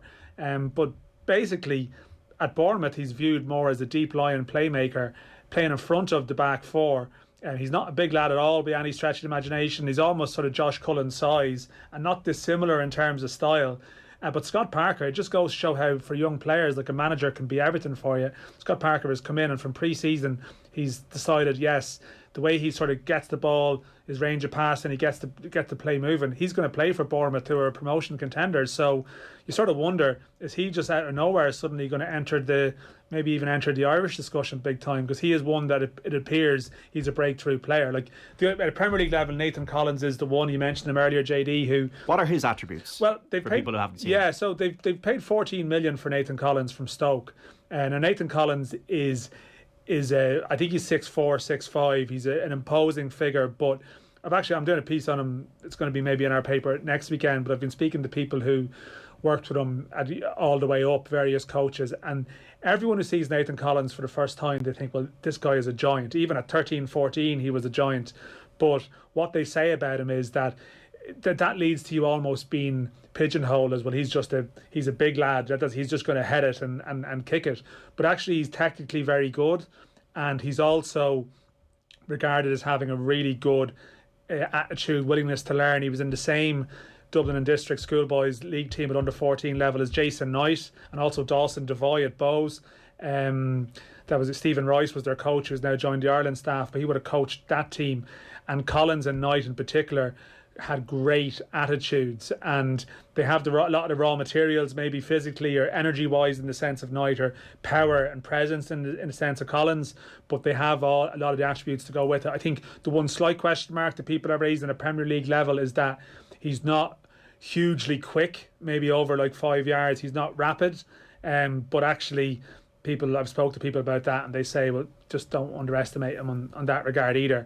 But the plan seems to be, I mean, Tarkowski has scored today, and he's in the last year of his contract at Burnley, and there was a feeling he might be sold, but it looks like maybe he might stay for that last year. So it's Ben Mee and Tarkowski there, and Collins is the third choice, and that maybe this season might be a sort of a bridging season for him. But they really like him. There was bigger clubs looking at him, but I think they made the decision to go to Burnley because Sean Dyche has wanted him for a long time, and it's a natural step. But I think he's 20. I think Nathan Collins now, his dad, Dave, was one of the top players of his generation. He was at Liverpool when they won the league in 1990 as a young player that was around the squad, and his career was ruined by injuries. But Nathan, it looks like, has a really good chance of going all the way. Tim Clancy's just messaged in to say look out for Luke McNally, who's obviously of that sort of centre back. We're certainly Tim not. Clancy, the draw to managers, to be clear, not just someone you're on about. Yeah, so he would have had him on loan from Pats, and he's playing today, for Oxford. They're 2-1 up against Charlton, He's definitely, if you're kind of one of the left field ones to look out for, I thought he was just so good at League of Ireland level. He's really, really quick, tall. Like, I was at a game, I think, where he even got 2 or 3 goals for Drogheda, just kind of thrown up front. But he's a proper sort of marriage of the old school centre half and the modern player who's comfortable enough with the ball but very quick. Omoba Badele as well, obviously, he's just turned 19. We're not badly stocked in terms of these young centre backs coming through, and Kieran Clark is obviously playing regularly. Good to see Duffy starting today. Obviously, it's one of our better positions, that and goalkeeping. Yeah, but it'll be interesting to see. Like Omoba Badele, for what he's done, like, I honestly know I haven't seen him play, but at 18 years of age to be playing at that level is quite astounding, and I know he's really highly rated in the underage setup in Ireland. So I think it's important that players are playing anyway. Like, even if you're playing championship level, championship's a very high standard. It's important that our players are playing, because that is a question mark for a lot of them. Yeah, I think Omoba Badele's a slight injury doubt about him today. We'll probably get the team news before we go off, but he got his chance last season through injuries, and he played all the way through to the end of the season. And I think like Norwich has won with Adam Ida as well. There's sort of speculation, would he go, or what the story was with him, and they are probably, Norwich could be a good news story for us, but it's sort of a reflection of where we are in a way that League One is becoming a little bit more relevant for us this year. You mentioned Luke McNally, there's also Mark Sykes at Oxford as well too. Gavin Bazunu is back in the Portsmouth team today. He had a little setback in pre-season, but he is their first choice this season, and he's involved. And Troy Parrott is the other one at MK Dons, who has just scored actually as I speak. So they're playing Sunderland at home today. They are 2-1 down, but Troy Parrott, it took him a long time to score last season. That's fantastic, first game of the season. And MK Dons, they've gone for sort of a left field appointment, because they were looking at Stephen Bradley at Shamrock Rovers, but they've gone for a guy whose name escapes me, who's come from Belgium. They're a real possession-based team who seem to have an idea of how they want to play, and I think Troy Parrott is going to get a lot of chances there this season. But I think there was a time in recent memories where Irish managers would have said, maybe League One, we're not so sure about that, but there's actually a lot more happening in League One this year that I think is going to be relevant to the international team. Daryl Horgan is arguably been the most consistent player under Stephen Kenny so far. He's at Wickham in League One as well too. So Liam Manning is the manager. Liam Manning, he came from Lommel, I think. Yeah, McGeady is playing for Sunderland as well today. Yeah, McGeady had a great season last year. Now, ideally, we wouldn't be having a massive discussion about players in League One, but that is sort of where we are right now. Yeah, I'm just fascinated about this because Roy Keane turned 50 this week, and you think back of the golden days when you Roy Keane, Dennis Irwin, Shay Given, Robbie Keane, Damien Duff. And I was looking at this because in my mind I'm resetting ahead of the new season, and I'm kind of thinking to myself, how can we need to be completely realistic about what Stephen Kenny can achieve as Republic of Ireland manager given the absence of Premier talent, or is it the case to a degree that the Premier League is so much better now that actually Championship players now would have been playing in the Premier League 20 years ago? It's a much more globalised league, and it's I think Kenny himself has made this point. It's not that necessarily the Irish standard has regressed. It's that the Premier League, which was primarily, back in the day, early 90s or whatever, was primarily British or Irish players, simply isn't now. I mean, if you read Dan's piece today, it doesn't take long to go through the players that are Irish with any relevance to the Premier League. Brexit's obviously going to change that a bit, but it's very hard for Irish. And like, even if a League of Ireland player goes over to the Championship or whatever, invariably it's very, very tough for him, and it's hard to make that step up, because the Championship's one of the best supported leagues in the world, and then the Premier League's another level altogether. Well, the thing about it is, like, for example, the Dog played Vitesse Arnhem on Thursday, and Vitesse are from the Eredivisie in Holland. That's the 7th best league in Europe by the UEFA rankings. Yet there's absolutely no shadow of a doubt that a player given with the exception maybe of like Ajax at the top of it, or maybe like Feyenoord or PSV, but players will earn much more money playing in the Championship and probably League One than they would in the Eredivisie, and that's just a fact. I think wage bill wise, you'll have 4 or 5 good teams in that league, but then you go down the levels and there'll be very modest money being paid out, and that's, I think, that to get to your point, JD, that like you can look back and sort of be misty-eyed about the early days of the Premier League, where you had 3 or 4 at Villa, and when they were challenging, and you could pick a team from the top half of the table, and you nearly had Irish players around that time who were Premier League for their whole career but didn't necessarily get a huge amount of caps. Like, I think, wasn't it Stephen Kelly makes the point that he didn't get a cap for years because there was Stephen Carr and Finnan and stuff, and that was into the 2000s. But I think now to forge a career in the Championship is an achievement. Like, it's a real big thing to do. Like, Darragh Lenihan is someone who's 25, 26 now. Darragh Lenihan is the captain of Blackburn and has had a really successful career. And there will be guys in the Championship that I'm not saying about Darragh, but others who, a successful career in the Championship now, financially and stuff, would be equivalent to a Premier League career 10, 15 years ago. And we've even seen that with someone like Conor Hourihane now, who is exceptional in the Championship. Went up with Aston Villa. It doesn't seem to have happened for him, and maybe he has to drop down, but it's still more than good enough to play at international level. I think actually we have such an obsession in this country with the English football ladder that we grade players by Premier League and Championship, and we look at them and we put them in that category, in that box, and yet we'll play against international sides with players from all sorts of leagues around Europe. And they work. So you can't give Stephen Kenny a complete pass on that, but certainly he's not dealing with a great hand either, compared even to some of the more recent managers. That's for sure. I wonder where Robbie Brady will end up. Yeah, it's really weird to be out of a club at this stage. For a player of his ability, what is he, 30 odd? No, he's just about to turn 30. He's 1992. So there's a group of them that were born in January 92. So it's Brady, Hendrick, Matt Doherty and Shane Duffy were all born in the same month. So they'll all be 30 next January, yeah. That's amazing. It's amazing. Like, central midfield is just such a major problem for us, JD. Well, strikers, though, was even worse. Strikers as well, but like, where are the central midfielders that are even playing regular football? I mean, and Brown is one. Like Malumbi, like the Graham Potter is speaking again about Malumbi going out on loan. Again, someone we hoped would make that Premier League breakthrough, but it appears that in the short term at least the Championship is going to be his environment. I think you're right. Alan Brown is one. Josh Cullen, as we mentioned, is playing in Anderlecht now, and playing regularly, albeit in a different league, and people will maybe try and equate where does that stand levels wise, but I mean, as you come into September and you're going through a list. I mean, Jeff Hendrick, again, is more squad player at Newcastle than starter. So you are looking at a short list of players who are going to be arriving in, having played, a full pre-season and a full 3-4 games to start it.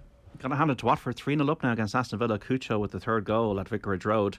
In the Premier League, it's Leicester 1, Wolves 0, Everton 1, Southampton 1, Richarlison equalising for Everton, Chelsea 3, Crystal Palace 0, Burnley 1, Brighton 0, Man United 5, Leeds 1. Just on strikers, Aaron Connolly, I think he needs to have a good season. He's not even in the squad today for Brighton, and that's a worry. I think like Aaron Connolly had a massive breakthrough and hit the big time very quickly. He went from almost playing at that Premier League 2 level, going on loan to Luton and being injured and not doing a huge amount, not even being in Ireland underage squads for various reasons, to scoring that brace against Spurs and all of a sudden being the answer to our problems. And I think he's possibly found a transition to maybe just that scrutiny and stardom. I don't know if it's almost sat comfortably with him. There just seems to be one step forward, 2 steps back with him sometimes. I think he's got loads of ability, and Graham Potter's given him a lot of chances, but it just doesn't seem right there at the moment. There seems to be some question marks over where he really stands in their plans, and maybe more. I'm hoping it's like a minor injury today or something that he's not on the squad, but I think like he wasn't away at the Euros. Like it's not as if he's had a really arduous summer in a way that you would hope someone like him is coming back into pre-season and hitting the ground running and getting themselves into that squad on the opening day, and the fact he's not in it. Whereas, for example, Shane Duffy is, which suggests that he's come back with a good attitude. I'm not sure what's happened with Connolly, but he needs to have a good season. I'm not so convinced that he'll have one. But I think Stephen Kenny has a lot of faith in him, a lot of time for him. But if he's not playing for Brighton, there's very little he can do. Adam Ida's the more interesting one, I think, JD. That you know, he's 20 now. It's you know, he hasn't looked up to the level of playing at that level yet. Nor for Ireland, I think he's been tasked with some pretty difficult jobs up there, up top, and he's a very, very quick player who wouldn't necessarily be the archetype to kind of hold up the ball back to goal type. Well, the Fark was saying that he was saying that he's a natural goal scorer, but he just needs to work on other aspects of his game. But he's physically and all that, in terms of like he should be sort of, if not peaking, he should be hitting a level now where this is a big season for him. I'm not sure about Connolly, to be honest. I think he's, unlike Ida, Connolly's had an awful lot of chances, and I think his own hold-up play and link-up play for Ireland has been very, very poor at times. But Ida for the 21s was a massive improver in the Stephen Kenny reign. From the tournament in Toulon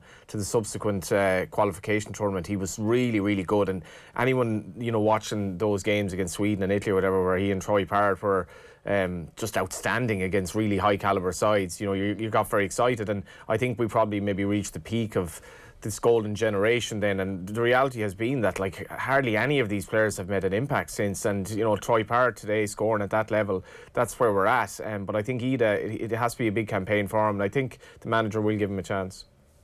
It is that. I mean, Obafemi, it looks like, might be on the move from Southampton as well too, and they were the four strikers: Parrott, Connolly, Ida, and Obafemi, and yet they were the sort of the flag bearers of that generation. And now we're more so talking about Darragh O'Shea's a small bit older, but we're talking about O'Shea and Jason Knight, and it's the dangerous game. Like it could be someone like Gavin Kilkenny now who emerges, who was completely in the shadow of some of those lads. I mean, there's so much can happen in that sort of 18 to 23 age bracket, and you end up with a totally different hierarchy to maybe what you expected. What about Conor Ronan then? Yeah, Ronan is sort of, again, he's gone in that sort of loan cycle, and he's stalled a small bit. He was at Grasshoppers last year, wasn't it? He was in Switzerland last year, in the second division. I don't know. I'm not sure. I'm not sure if he's fully on the radar as yet, in the sense of being he's going to be in an Ireland squad soon. I don't think so. Yeah, Adam Ida's on the bench for Norwich against Liverpool. Okay. And did Omobeli? No, he hasn't made it. So that's a 5:30 kick-off at Carrow Road. Just going to go through the Liverpool team now, just a second. Yeah, Alisson in goal. Virgil van Dijk is back in the centre-back with Alexander-Arnold, Matip, Tsimikas, Oxlade-Chamberlain, Milner, Keita, Salah, Jota and Mane. So that's the Liverpool starting 11 for the game at Carrow Road.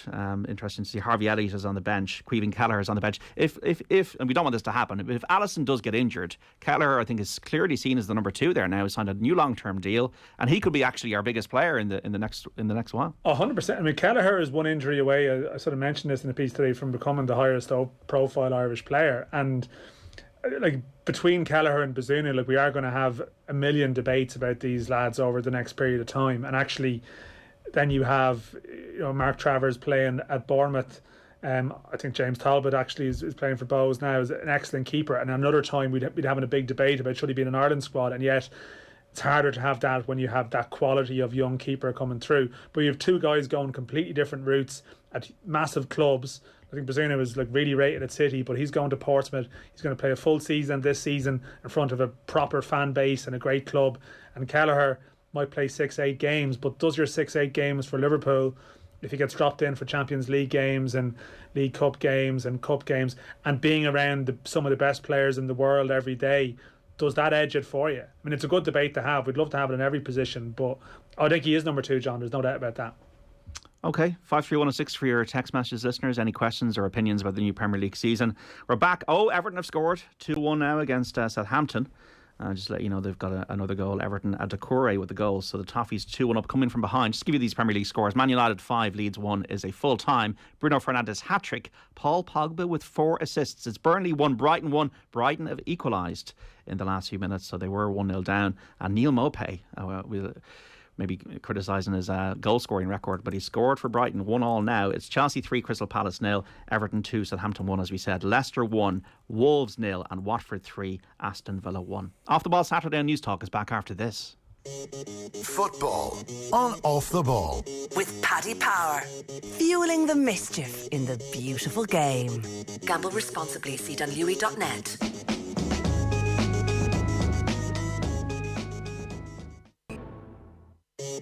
Football on Off the Ball with Paddy Power. New normal, same old football. Paddy Power. Gamble responsibly. Gamblingcare.ie. And you're welcome back to Off the Ball Saturday here on News Talk. John Duggan with you through until 5, talking about the beautiful game in the company of Irish independent football correspondent Dan McDonnell and the broadcaster and journalist Johnny Ward on this opening weekend of the Premier League season. Our coverage thanks to Paddy Power. For information on responsible gambling, visit gamblingcare.ie. Premier League scores: Man United 5, Leeds 1 earlier on. Bruno Fernandes hat-trick. Paul Pogba with 4 assists. Burnley 1, Brighton 2. Brighton have gone in front at Turf Moor. Burnley were 1-0 up early doors, but Brighton, with goals from McAllister and Maupay, have gone 2-1 up. Chelsea 3, Crystal Palace 0. Everton 3, Southampton 1. Dominic Calvert-Lewin has made it 3-1 for the Toffees at Goodison. It is Leicester 1, Wolves 0, and Watford 3, Aston Villa 1. Norwich and Liverpool kick off at 5:30. Virgil van Dijk back in the Liverpool team after all those injury worries last season and injury issues. So that's a 5:30 start. Just to go through the scores as well in the Championship, where there's a lot of matches going on. We got Peterborough beating Derby 2-1 earlier. Barnsley 1, Coventry 0 is the latest. It's Birmingham 0, Stoke 0, Blackpool 0, Cardiff City 1. It is Huddersfield 1, Fulham 3, Hull 0, QPR 3, Middlesbrough lead Bristol City 2-1. It is Millwall 1, Blackburn Rovers 0, Nottingham Forest 1, Bournemouth 2, Reading 2, Preston 1, West Brom 3, Luton 1 is the latest score as well. In the ladies football semi-final, Dublin against Mayo.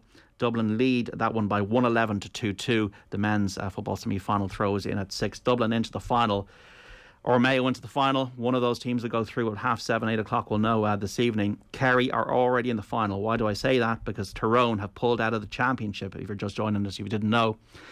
So they had a COVID-19 outbreak in the panel in Tyrone. It emerged during the week that 50% of the panel had contracted the virus. Tyrone requested a 2-week deferment of that semi-final against Kerry. They were given 6 days. What it means, as things stand, unless there's some kind of solution found, I don't think there will be, Kerry receive a bye into the final against either Dublin or Mayo on Saturday, September the 4th. Lionel Messi went to PSG this week, lads. How did you feel about it? Indifferent? Yeah. I mean, what can you say about it? This day, football is sick in its own way. Broken, finances, money. I don't know. It's state. It's very hard to engineer sort of a fresh take on it. Really, it is it's like the whole picture of what's happened with the top clubs in Spain is sort of mad. That we're talking earlier in the show about, say, Chelsea and Man City, the top 2 clubs potentially, and they are in a position to sign Kane, or they certainly have addition. They have the money to go about signing Kane and Lukaku. And I think you mentioned at one point about Salah and doesn't have the Real or the Barca option that they have. And you see Varane is coming now. Ramos is gone. That clearly, there is that lingering impact of COVID, and also financial mismanagement. It's not just a simple one cause for it all. But I don't know. Where was the romantic option when Messi leaves Barcelona? He was only really. He was old boys. Well, that's it. That would be the romantic one. If you want something that's really romantic, or suddenly get on board with the Brentford bus or something. Do you know what I mean? But clearly that was never going to happen, and he was only going to go to a small number of oil-rich clubs that could afford to do it. So he's gone for Paris. It will make their Champions League campaign fascinating and great to watch. There's not much more you can really say beyond it. Turn the League One into the Harlem Globetrotters. Yeah, I mean, there'll be more eyes on some of their games, and they didn't win the league last year. You must remember, I suppose you were almost there's almost that lazy assumption. You think, oh well, they win the league every year. They didn't win it last year. Yeah. But I don't know. It's hard to build it into a journey. You know, is there going to be, if they win the Champions League, is there some sort of 10,000 word piece written about, you know, the beauty of it all? I mean, I'm not really so sure about that. I think Pedri this season is going to be fascinating. Like, I hadn't seen him play really before the Euros. What a talent for his age. Like, so, you know, they've obviously Messi's gone, but this guy is going to be sensational. I think it's going to make them very, very good to watch. I think a lot of it, though, there's a bit of hypocrisy around fans with the fact that everybody, you know, is sick of PSG and City. But if Newcastle were offered the Saudis, they'd take it. Oh, listen, that's absolutely true. I mean, I think there's always there was a bit of an ethical debate around the Newcastle Saudi thing, but of course, like, fans want new players and new signings. They want trophies, they want victories, they want to be top dogs. But it's a bit like the revolt against the the Super League. I mean, there was a sense of horror about the whole thing. But yet, of course, then in the same breath, there would be a case of, well, you know, this club I support, I want them to spend, you know, 200 million this summer. But, you know, where does that money come from? It comes from this sort of uneven distribution of income in football at a certain level, and you do need to break into the cabal. Like, you do need basically a state to take you over. For sort of to do a bit of sports washing. Imagine Ireland owned a club in the NFL or something like that. I mean, yeah, like this, people would obviously, you know, be worried about it for a while, and then they'd start winning, and then they would probably support it. But yeah. Speaking of Europe, Flora Tallinn next for Shamrock Rovers. A lot of money on the line.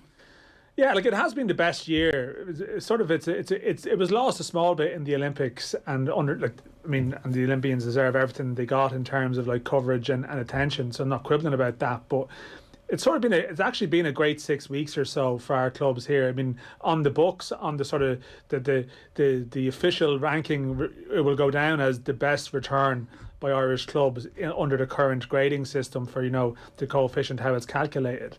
And that's partly to do with the fact that there's this new competition, this Conference League has been introduced, but not solely to do with that, because you know, the Bows and Dundalk, the ties they won in the second round of the Conference League, they would have faced equivalent teams in the old competition as well too. And PAOK and Vitesse Arnhem, who Bows and Dundalk unfortunately went out to this week, like, they're good clubs at a good level.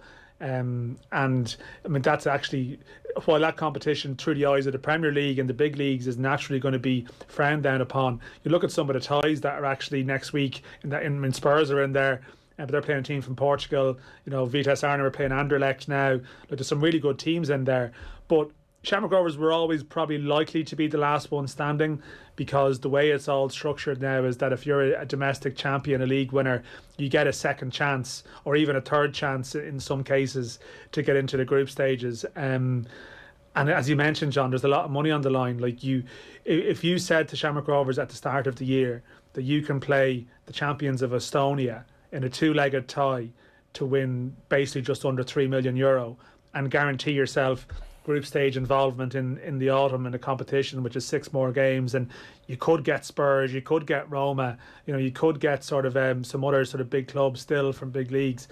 It's a great opportunity for them. And like, the thing is, I've watched a bit of Flora Tallinn. They played the Cypriot champions in their last tie. They lost in penalties. They're not bad, but if Shamrock Rovers played to the potential they have, they can get through this tie, and it can really you know, it can open some doors for some of them. I mean, Liam Scales, one of their top players, is probably going to join Celtic. It's just a matter of how long they have him for. But it's a good opportunity for them. But it shouldn't be forgotten that I think Bows, you know, in particular with maybe their Aviva games and Dundalk, they had really good summers as well too. And I think there's clearly a lesson there that hopefully, not a lesson there, but hopefully it can become more of the norm and not just, well, I remember that great summer when there was good results. Yeah, the matches weren't on terrestrial television, I don't believe, because I was away. But even playing at the Aviva, that would have got it into more people's minds. Yeah, and it's a shame. I think it's a shame it wasn't on TV, and I just don't want a positive story to be turned into a negative. But clearly, I think that has generated such a debate and a discussion that I think at the start of next season, I think questions will be asked to ensure that maybe something like that doesn't happen again to that extent. Because there was definitely a sense that, like, I mean, the Bows games in the Aviva, it was only 8,000 able to go, but the tickets were selling out in 15 minutes. That the few that went on general sale, and there was a buzz around it. And to me, the lesson of the whole run, in some ways, beyond the initial point, is you put our players here in good stadiums, in a proper backdrop, on good pitches, and they compete. It can sound like you're sort of banging a drum sometimes. I know Johnny will agree with me in this, but from going to games and watching games, the league has become a lot more technical in the last number of years in terms of just, there's a lot of naturally creative players in the league. And as a result, when they go to Europe, it's not a big transition for them in terms of style. And maybe that is the platform for these results becoming a bit more consistent in the coming years. And the fact that there's good young players involved in it as well too. Johnny mentioned Brexit earlier. You hope it's maybe the start of something, but you have to always be very cautious about getting carried away with this stuff. But I do think, in terms of making the case for more of a state investment around funding and academies, I think these European runs probably came at the right time. Johnny? Yeah, I suppose the only kind of possible negative of all this, if Shamrock Rovers do win those riches, it's difficult for other clubs to compete, because when Shamrock Rovers got to the group stage of the Europa League in 2011, you know, the suspicion was they were going to dominate Irish football. That didn't happen, and Dundalk's kind of mismanagement has seen them in a situation where they're now 7th in the League of Ireland, despite the fact that they're competing very well in Europe. So, but this time I think there's something different, because we've mentioned Gavin Bazuna. He went for whatever it was, $500,000. Scales is going to go for 600 grand. So Rovers have now developed this habitual thing of, if a player is leaving Shamrock Rovers, Kevin Zeffy's obviously gone as well to Inter Milan. If a player is leaving, they might be able to command good money, and Rovers is now becoming a very, very sustainable football club, because there's been no football industry in this country, and we're only kind of getting there. So if Shamrock Rovers are to get those riches, and I think they have a great chance of getting through, it'll be tricky for other clubs to compete, and I think it's important that we don't have a situation where clubs overstretch themselves to compete. But it's been a brilliant few weeks for the League of Ireland. This is the point that's been made a million times. Look at McElhinney's goal in Holland. Look at the performance of Bose in the Aviva Stadium.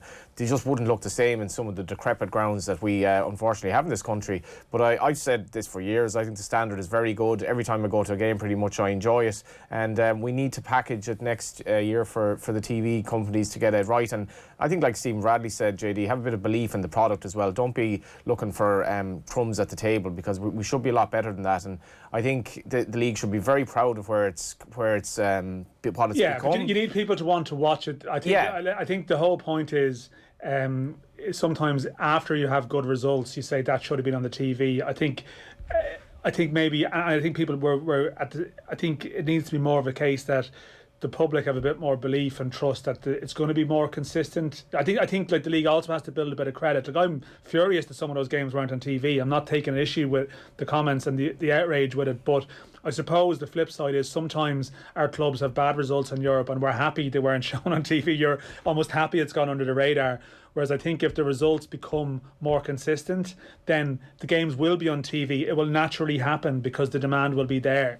And I think it needs to be not just one good year, but that every year we have something like that. I think if you look at Gaelic games, a lot of Gaelic games matches, some of them are not very good, but everybody knows who the players are. Yeah. And I think that we don't market it. I think that's John's point. Sorry, yeah. Marketing of the players and the reach into the communities. So we'd all know what a Dublin footballer might be doing in his community, or after All Ireland finals, all that kind of thing. Some Gaelic football games can be turgid. Yeah, well, so I was saying this during the week. Patrick McElhinney and Graham Burke, even Barry McNamee, right? Just their three players. These are players that anyone who loves football and watch these lads play will be like, they can play. They are really good technical players at pretty much any level. Like, they are really good players, and they're making their career in the League of Ireland. Patrick McElhinney should be on billboards. Graham Burke should be on billboards. Graham Burke, incidentally, is mixed race as well. We've so many players coming through from different backgrounds that the league is a really vibrant cultural place now. The young kid for Shamrock Rovers, 17, comes off the bench, scores against Tueta, and that needs to be celebrated as well.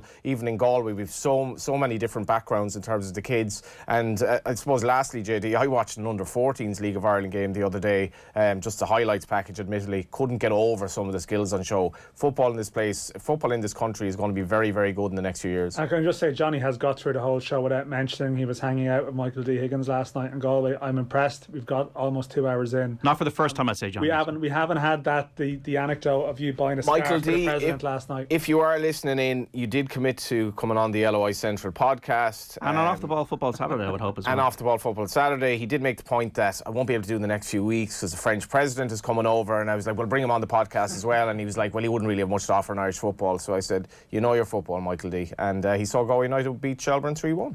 Two great men, Johnny Ward and Michael D. Higgins, and Dan McDonnell. Yeah. Man United have beaten Leeds 5-1 in the Premier League. Full times, Chelsea 3, Palace 0. Alonso, Pulisic and the new lad, Trevor Chalobah, scoring for Chelsea. So a good start for them. Everton 3, Southampton 1, coming from behind with Richarlison and Calvert-Lewin on the mark.